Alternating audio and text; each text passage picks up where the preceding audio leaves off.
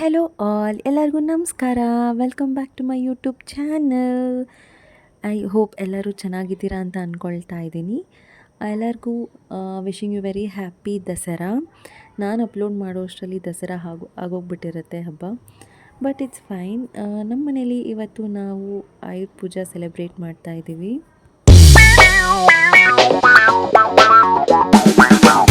ನನಗೆ ಚಿಕ್ಕವಳಿರ್ಬೇಕಾದ್ರಿಂದನೂ ಅಷ್ಟೇ ನನಗೆ ಒಂದು ಸರಿ ಆದರೂ ಮೈಸೂರಲ್ಲಿ ಹೋಗ್ಬಿಟ್ಟು ದಸರಾ ನೋಡಬೇಕಂತ ಆಸೆ. ಇದುವರೆಗೂ ಒಂದು ಸರಿನೂ ಹೋಗ್ಬಿಟ್ಟು ನೋಡೋದಕ್ಕೆ ಆಗಿರಲಿಲ್ಲ. ಇವಾಗ ಮದುವೆ ಆದಮೇಲೆ ಅಟ್ಲೀಸ್ಟ್ ನೋಡೋಣ, ನನ್ನ ಹಸ್ಬೆಂಡ್ ಆದರೂ ಕರ್ಕೊಂಡು ಹೋಗ್ಬಿಟ್ಟು ತೋರಿಸ್ತಾರ ಅಂತ. ಆ ರಶಲ್ಲಿ ಬೇಡ ಬೇಡ ಅಂತ ಹೇಳಿ ಎಲ್ಲರೂ ಅದನ್ನೇ ಹೇಳಿ ಹೇಳಿ ನನಗೆ ಹೋಗೋ ಇಂಟ್ರೆಸ್ಟೇ ಹೋಗ್ಬಿಟ್ಟಿತ್ತು. ಬಟ್ ಅಟ್ಲೀಸ್ಟ್ ಒಂದು ಸರಿನಾದರೂ ಹೋಗ್ಬಿಟ್ಟು ಮೈಸೂರು ದಸರಾ ನೋಡಬೇಕಂತ ಆಸೆ. Let's see. ದಸರಾ ಬಂತು ಅಂತಂದ್ರೇ ಒಂಥರ ಸ್ಪೆಷಲ್ ಅಂತ ಅನಿಸುತ್ತೆ ನನಗೆ. ಯಾಕಂದರೆ ಅದು ಒಂದೇ ಹಬ್ಬ ಅನಿಸುತ್ತೆ, ನಾವು 9 ಡೇಸ್ ಸೆಲೆಬ್ರೇಟ್ ಮಾಡ್ತೀವಿ. ಒಂದೊಂದು ದಿನವೂ ಒಂದೊಂದು ಥರ ದೇವಿಗೆ ಅಲಂಕಾರ ಆಗಿರ್ಬೋದು, ನೈವೇದ್ಯ, ಆಮೇಲೆ ನಾವು ಹಾಕೋ ಬಟ್ಟೆ ಕಲರ್ ಆಗಿರ್ಬೋದು. 9 ಡೇಸ್ ಕೂಡ ಚೆನ್ನಾಗಿರುತ್ತೆ. ಆಮೇಲೆ ಲಾಂಗ್ ವೆಕೇಷನ್ ಬರುತ್ತಲ್ವ, ಅದು ಕೂಡ. ಅದು ಮೇ ಬಿ ನಮ್ಮ ಇಂಡಿಯಾದಲ್ಲಿ ಮಾತ್ರ ಅನಿಸುತ್ತೆ ಈ ಥರ ನಾವು ಟ್ರೆಡಿಷನ್, ಫೆಸ್ಟಿವಲ್ಸ್ ಎಲ್ಲನೂ ಫಾಲೋ ಮಾಡೋದು. ಆಮೇಲೆ ನಾನು ನನ್ನ ಚಾನಲಲ್ಲಿ ಶಾರ್ಟ್ಸಲ್ಲಿ ಹಾಕಿದ್ದೀನಿ ಎಲ್ಲ ದೇವಿದು ಒಂದೊಂದು ದಿನ ಅಲಂಕಾರ. ಪ್ಲೀಸ್ ಹೋಗ್ಬಿಟ್ಟು ಚೆಕ್ ಮಾಡಿ. ತುಂಬ ಅಂದರೆ ತುಂಬ ಚೆನ್ನಾಗಿದೆ. ಪ್ಲೀಸ್ ಮಿಸ್ ಮಾಡ್ಕೊಳ್ಬೇಡಿ. ಇಲ್ಲಿ ಇವಾಗ ನಾವು ನಮ್ಮ ಕಾರ್ ಆಮೇಲೆ 2 ವೀಲರ್ಗೆ ಪೂಜೆ ಮಾಡ್ತಾಯಿದ್ದೀವಿ. ವಿಡಿಯೋ ನೋಡಿ ಎಂಜಾಯ್ ಮಾಡಿ.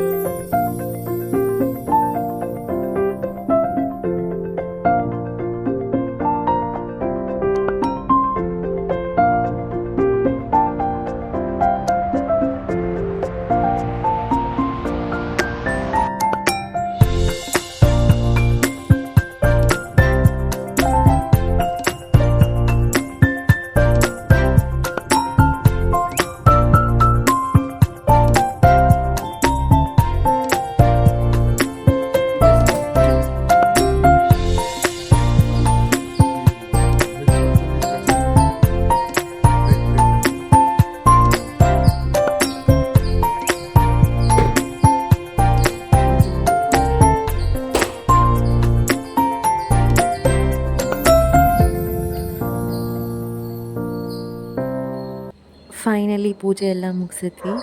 ಈಗ ಕಾರ್ನ ಮುಂದೆನಿಟ್ಟು ಮೂವ್ ಮಾಡೋ ಟೈಮ್. ಸೊ ಈ ಸರಿ ನಾನೇ ಮೂವ್ ಮಾಡೋಣ ಅಂತ ಹೇಳಿ ಬಂದೆ.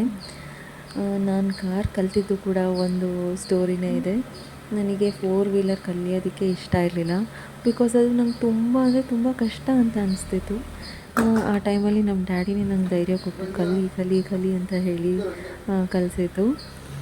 ಇವಾಗ ಅದನ್ನೆಲ್ಲ ನೆನೆಸ್ಕೊಂಡ್ರೆ ನಂಗೆ ತುಂಬ ಹೆಲ್ಪ್ ಆಯಿತು. ಆಮೇಲೆ ಈಗಾಗಿದ್ದಿದ್ರೆ ನಾನು ಕಲಿತಾನೇ ಇರಲಿಲ್ಲ. ಆವಾಗ ಕಲ್ತಿದ್ದಕ್ಕೆ ನಂಗೆ ನಿಜವಾಗ್ಲೂ ಯೂಸ್ಫುಲ್ ಆಯಿತು ಅಂತ ಅನಿಸ್ತು.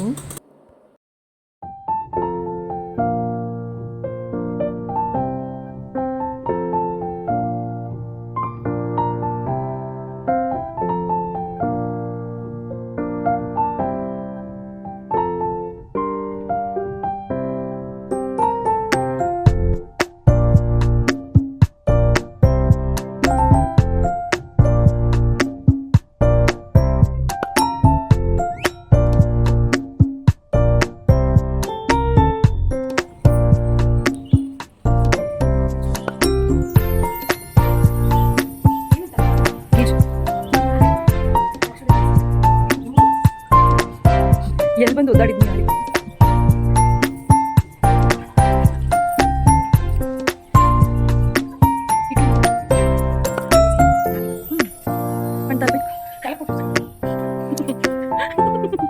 ತಲೆಗೆ ಕೊಟ್ಟು ದೃಷ್ಟಿ ನನಗೆ ಗೊತ್ತಾಗಲ್ಲ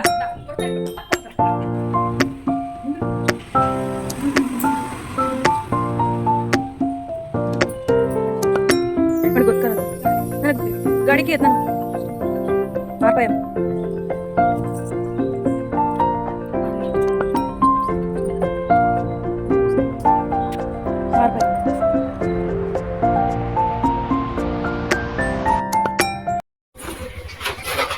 ಅಯ್ಯೋ ಅಯ್ಯೋ ಅಯ್ಯೋ ಅಯ್ಯೋ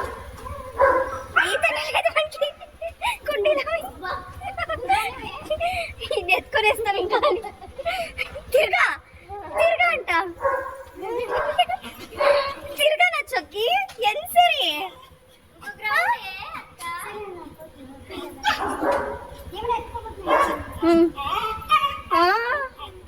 మాగాడి నేను ఎక్కినాను మాగాడిలా మా హుషారు Chucky, bye. Bye, ma. Bye, Chuckies. Bye, Chuckies. Sorry, it'll pay your ground. Bye. Tension ಇರುತ್ತೆ ಅಪ್ಪನಿಕ ಬಗ್ಲಿಂದ ನನ್ನ ಸಾರ್ಥಕತೆ ಆಯ್ತು Chuckies.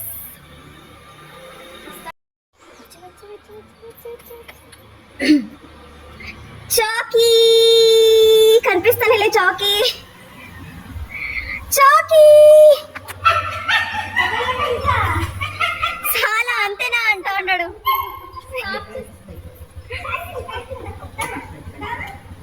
చూస్వా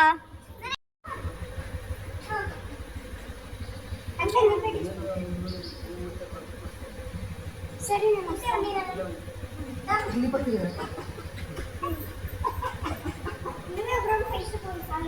ಸಾಲ್ಪ ಬೇಕು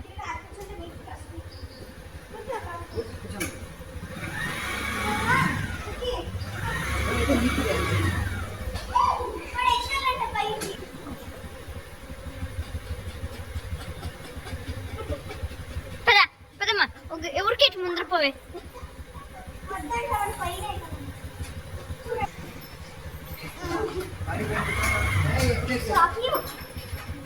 తిడి అయ్యలేక